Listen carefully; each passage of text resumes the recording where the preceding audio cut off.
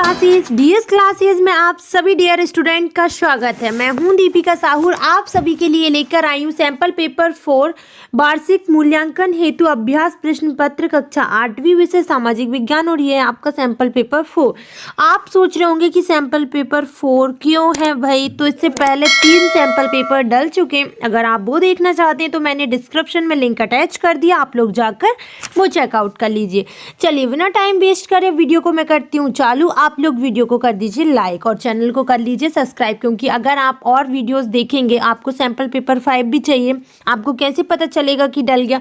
अगर आप चैनल को सब्सक्राइब कर लेंगे तो आपको पता चल जाएगा, ठीक है। चलिए, तो अभी तक नहीं किया है मुझे पता है आपने, लेकिन जल्दी से कर लीजिए। फर्स्ट क्वेश्चन आपसे ये बोल रहा है कि आनंद मठ रचना है। जो आनंद मठ है उस कौन की रचना है बताइए जरा? दयानंद सरस्वती की, बंकिम चंद्र चट्टोपाध्याय, महात्मा गांधी, स्वामी विवेकानंद। तो राइट आंसर है आपका बा वाला। कौन सा? बा।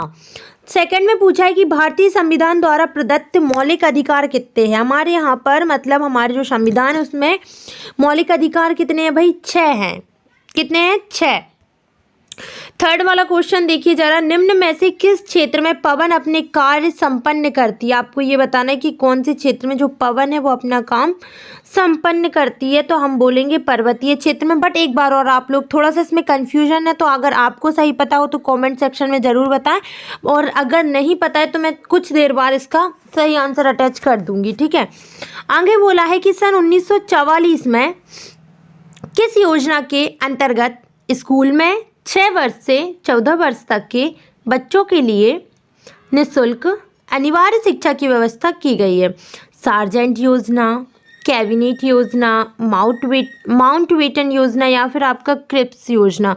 तो राइट आंसर इसका क्या आपका सार्जेंट योजना, मतलब फर्स्ट वाला ही आपका बिल्कुल सही है, ठीक है। अगर कुछ पता हो आपको भी तो हमें बताएं, तभी तो हमें पता चलेगा कि आपको कितना पता है।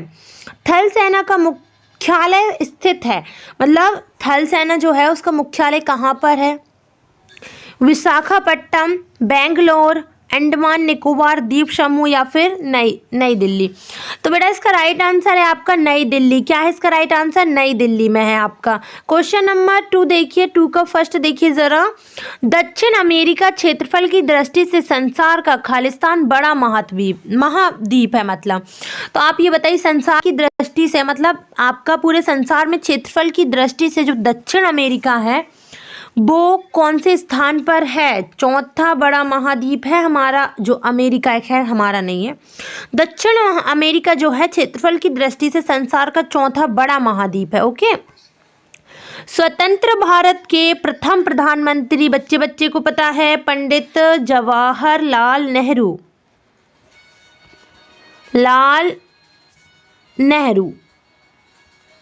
क्लियर है? चलिए आगे बढ़ लेते हैं। तीनों ओर से भूभाग द्वारा घिरा समुद्री भाग खालिस्तान कहलाता है। तो ये अगर तीनों ओर से भूभाग से घिरा है ना समुद्र, तो एक मतलब क्या कहलाएगा? ये प्रायद्वीप कहलाएगा। क्या कहलाएगा बच्चों? प्रायद्वीप। इसका राइट आंसर होगा प्रायद्वीप। जरा फोर्थ वाला देखिए, मानचित्र का शीर्ष दिशा को दर्शाता है। जो मानचित्र होता है उसमें जो शीर्ष होता है उसमें कौन सी दिशा बताई जाती है? तो भाई वहां पर बताई जाती है आपकी उत्तरी दिशा। कौन सी दिशा? उत्तरी दिशा। तो राइट आंसर है उत्तरी। नीचे दिए गए प्रश्नों को संक्षेप में लिखना है। ये 18 नंबर मतलब टोटल 18 नंबर के हैं, और अगर पर्टिकुलर एक की बात करें तो प्रत्येक प्रश्न जो है आपका 3 अंक निर्धारित हैं इसमें आपके, और इसमें आपको दिए 6 क्वेश्चन। जैसे फर्स्ट दिया है कि 1858 के बाद गवर्नर जनरल को किस नाम से जाना गया? गरम दल के 3 प्रमुख नेता के नाम। गरम दल बड़े दिनों बाद सुनाई दिया। गरम दल जानते हैं। भारत के पड़ोसी देशों के नाम लिखिए। बर्फ छत्र क्या है? मानसिक चित्र किसे कहते हैं? 6 प्रश्न के आंसर आपने अगर दे दिए, सारे क्वेश्चन कर ली, तो आपको 18 नंबर लॉक कर दिए जाएंगे। 60 से 70 नंबर का लिखना है, क्योंकि 5-5 नंबर का। तो मैं अगर आपको इन शॉर्ट में बताऊं तो आधे पेज का लिखा आना। बंगाल विभाजन, संयुक्त राष्ट्र के 4 उद्देश्य, अंटार्कटिका के लोग स्थायी रूप से क्यों नहीं रहते, सत्य शोधक समाज की स्थापना किसने की, और 3 प्रमुख का। एक समाज के बारे में पूछा जाएगा। आप ये भी पूछ सकते हैं कि कब हुई स्थापना, किसने की, और उद्देश्य क्या थे, ठीक है। तो ये पूछ सकते हैं। तो आप सारे जो समाज हैं उनके बारे में थोड़ा पढ़ लीजिएगा, जो पिछले समाज हैं, जैसे ब्रह्म समाज, आर्य समाज, ऐसे। थल सेना में अधिकारी वर्ग के पदक्रम सूची, रैंक का चार्ट बनाना है, किसान क्रेडिट कार्ड योजना बताना है, समोच्च रेखा किसे कहते हैं ये बताना है आपको। अब 100 से आपको 125 के शब्द के अंदर में लिखना है, जो कि एक रहेगा 7 नंबर का। ठीक है, तो यहाँ पर आप तो क्वेश्चन देखते जाइए। असहयोग आंदोलन के प्रमुख कार्य कौन से हैं? होम रूल आंदोलन की स्थापना कब हुई? इसके 8वें में है।